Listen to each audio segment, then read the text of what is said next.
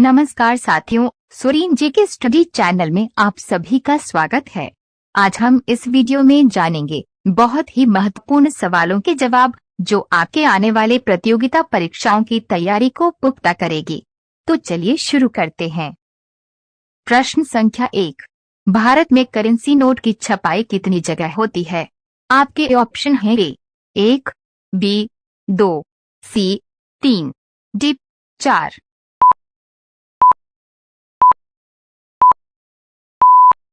इस प्रश्न का सही उत्तर है डी 4। करेंसी नोट की छपाई मध्य प्रदेश के देवास, महाराष्ट्र के नासिक, कर्नाटक के मैसूर और पश्चिम बंगाल के साल्बोनी की प्रेस में होती है। साल 1926 में महाराष्ट्र के नासिक में एक प्रिंटिंग प्रेस शुरू की गई थी, जिसमें 10, 100 और 1000 के नोट छापने का काम शुरू किया गया था। देवास की प्रेस 1975 में शुरू हुई और इसमें 20, 50, 100 और 500 रुपए मूल्य के कुल 265 करोड़ नोट सालाना छापे जाते हैं। प्रश्न संख्या 2। राजस्थान का गांधी किसे कहा जाता है? आपके ऑप्शन हैं ए दादा भाई नौरोजी, बी गोकुल भाई भट्ट, सी गोपाल कृष्ण गोखले, डी जमनालाल बजाज।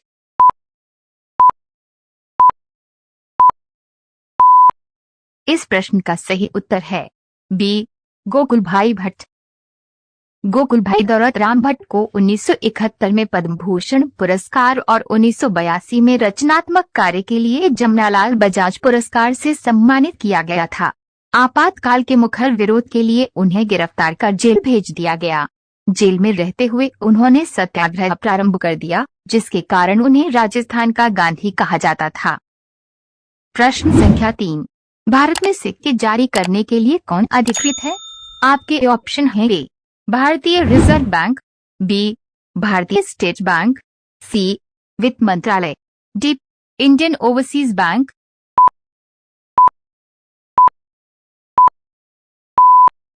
इस प्रश्न का सही उत्तर है सी वित्त मंत्रालय।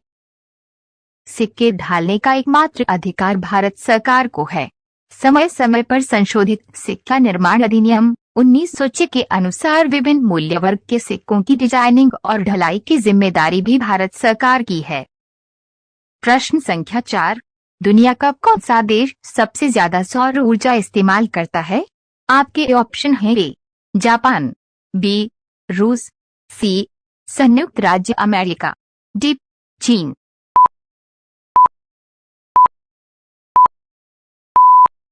इस प्रश्न का सही उत्तर है डी 4। प्रश्न संख्या 5।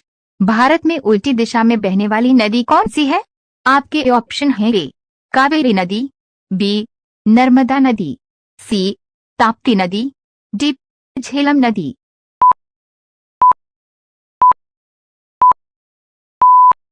इस प्रश्न का सही उत्तर है बी नर्मदा नदी। भारत में उल्टी दिशा में बहने वाली नदी नर्मदा नदी है। ये नदी दो बड़े राज्य यानी गुजरात और मध्य प्रदेश की प्रमुख नदी है। इस नदी की धारा प्रवाह उल्टी है। इसका मतलब ये है कि जहां एक तरफ अधिकांश नदियां पश्चिम से पूर्व दिशा की ओर बहते हुए बंगाल की खाड़ी में गिरती है, वहीं ये नदी पूर्व से पश्चिम दिशा की ओर बहते हुए अरब सागर में गिरती है।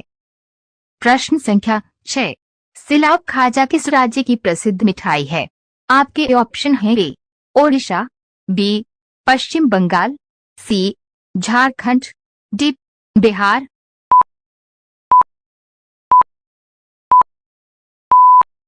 इस प्रश्न का सही उत्तर है डी बिहार। सिलाव खाजा बिहार राज्य की प्रसिद्ध मिठाई है। खाजा का वास्तविक अर्थ खूबखा और जा है।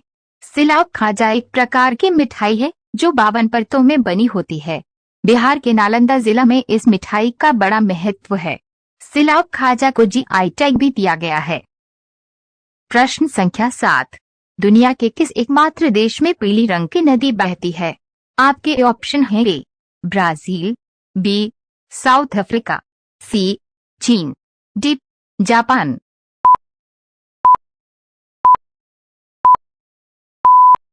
इस प्रश्न का सही उत्तर है सी चीन। चीन में बहने वाली हुआंगहो नदी पीले रंग की नदी है। ये दुनिया की 7वीं सबसे बड़ी नदी है। इस नदी की लंबाई 5,494 किलोमीटर है। यांगत्से नदी के बाद ये चीन की दूसरी सबसे लंबी नदी है। प्रश्न संख्या 8, दुनिया की सबसे छोटी नदी कौन सी है? आपके ऑप्शन हैं ए ओरेगोन नदी, बी टेम्स नदी, सी डी नदी, डी रो नदी।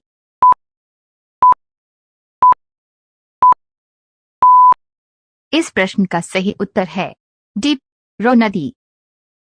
दुनिया की सबसे छोटी नदी का नाम रो रिवर है। यह अमेरिका के मोंटाना राज्य में बहती है। इस नदी को दुनिया की सबसे छोटी नदी का दर्जा साल 1989 से 2000 तक मिला। वहीं इससे पहले ये खिताब ओरेगोन में स्थित डी नदी के नाम था। डी नदी की लंबाई 440 फीट थी, जबकि रो रिवर इससे काफी छोटी है। इस नदी की लंबाई केवल 201 फीट यानी 61 मीटर है। टेस्ट क्रिकेट में दोहरा शतक लगाने वाली पहली भारतीय महिला क्रिकेटर कौन है? आपके ऑप्शन हैं ए मिताली राज, बी हरमनप्रीत कौर, सी स्मृति मंधाना, डी दीप्ति शर्मा।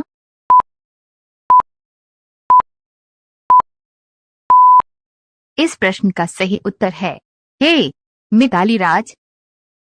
17 अगस्त 2002 को 19 साल की उम्र में मिताली राज ने दूसरे और अंतिम टेस्ट में इंग्लैंड के खिलाफ 214 रन का नया स्कोर बनाकर करेन रोल्टन के विश्व के सर्वोच्च व्यक्तिगत टेस्ट स्कोर 209 रन के रिकॉर्ड को तोड़ दिया था। वे दोहरा शतक जड़ने वाली सबसे युवा महिला खिलाड़ी भी हैं। प्रश्न संख्या 10, दोहरा शतक लगाने वाली दुनिया की पहली महिला क्रिकेटर कौन है? आपके ऑप्शन हैं ए एमिलिया केर, बी बेलिंडा क्लार्क, सी एलिस पेरी, डी किरण बलूच।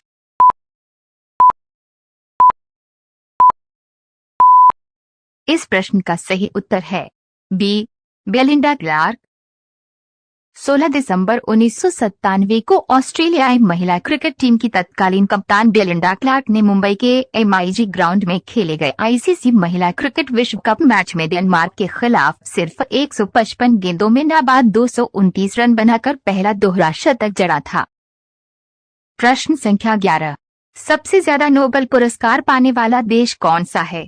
आपके ऑप्शन हैं A America, B Germany, C Britain, D France.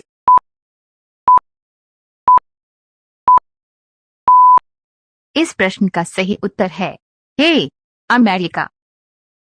सबसे ज्यादा नोबेल पुरस्कार पाने वाले देशों में अमेरिका पहले नंबर पर है। दूसरे स्थान पर है जर्मनी, इसके बाद ब्रिटेन और फ्रांस का नंबर आता है। प्रश्न संख्या 12, भारत में कौन सा फूल साल भर खिलता है?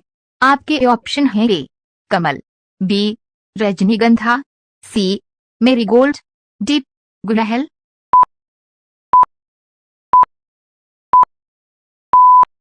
इस प्रश्न का सही उत्तर है डी गुड़हल। गुड़हल पूरे साल खिलने वाला बारहमासी फूल वाला पौधा है। इसका वानस्पतिक नाम ही हिबिस्कस रोजा साइनेंसिस है। गुड़हल के पौधे पर सफेद, पीले, लाल और गुलाबी रंग के फूल लगते हैं। साल भर खिलने के कारण ज्यादातर घरों में ये बहुत पसंद किया जाता है। प्रश्न संख्या 13, किस देश के आदिवासी एक ही ब्लड ग्रुप के होते हैं? आपके ऑप्शन हैं ए ब्राजील, बी भारत, सी दक्षिण अफ्रीका, डी कांगो।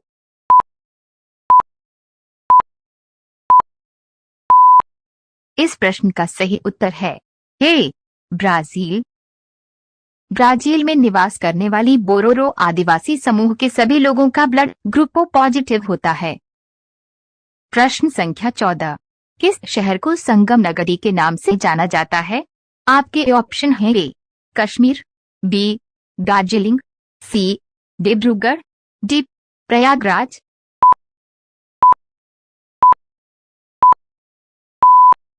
इस प्रश्न का सही उत्तर है डी प्रयागराज। प्रयागराज शहर को संगम नगरी के नाम से जाना जाता है, जिसे पहले इलाहाबाद के नाम से जाना जाता था। हिंदू धर्म ग्रंथों में वर्णित प्रयाग स्थल पवित्रतम नदी गंगा और यमुना के संगम पर स्थित है। यही सरस्वती नदी गुप्त रूप से संगम में मिलती है, अतः ये त्रिवेणी संगम कहलाता है, जहां प्रत्येक 12 वर्ष में कुंभ मेला लगता है। प्रयाग सोम, वरुण तथा प्रजापति की जन्मस्थली है। इस नगर को संगमनगिरी, कुंभनगिरी आदि नामों से भी जाना जाता है। प्रश्न संख्या 15, हेलमेट को हिंदी में क्या बोलते हैं? आपके ऑप्शन हैं ए शिरोमणि, बी मुख कवच, सी शीर्ष सुरक्षा, डी शिरस्त्राण।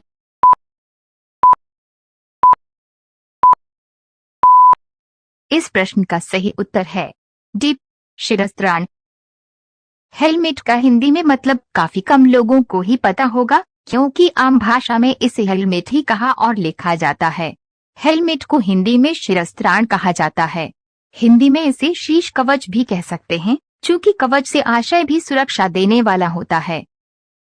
यदि आपको वीडियो पसंद आई हो तो वीडियो को लाइक, शेयर और हमारे चैनल सोरीन जीके स्टडी को सब्सक्राइब और नोटिफिकेशन हेतु बेल आइकॉन को प्रेस कर दें।